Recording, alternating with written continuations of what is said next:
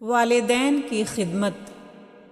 حضرت شرف الدین رحمہ اللہ ایک بزرگ گزرے ہیں، اللہ کی آپ پر رحمت ہو۔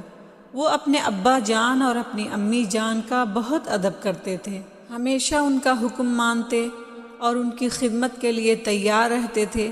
ایک دن کی بات ہے، وہ ابھی مننے سے تھے۔ امی جان چارپائی پر لیٹی تھیں، اتفاق سے انہیں پیاس لگی۔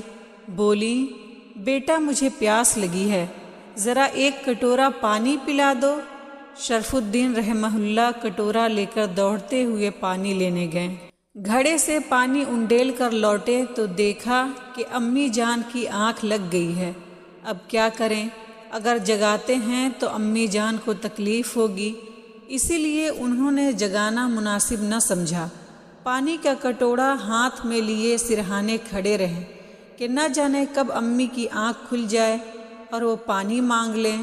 رات کا بڑا حصہ گزر گیا، وہ اسی طرح پانی لیے کھڑے رہے۔ آخر امی کی آنکھ کھلی، وہ کیا دیکھتی ہیں کہ شرف الدین رحمہ اللہ پانی کا کٹورا لیے کھڑے ہیں۔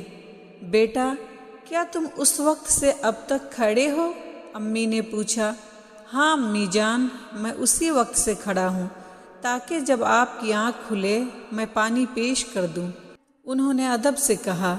یہ جواب سن کر امی جان بہت خوش ہوئیں، اچھے بیٹے کو دعا دی، چنانچہ بڑے ہو کر وہ بہت بڑے ولی اللہ ہوئے۔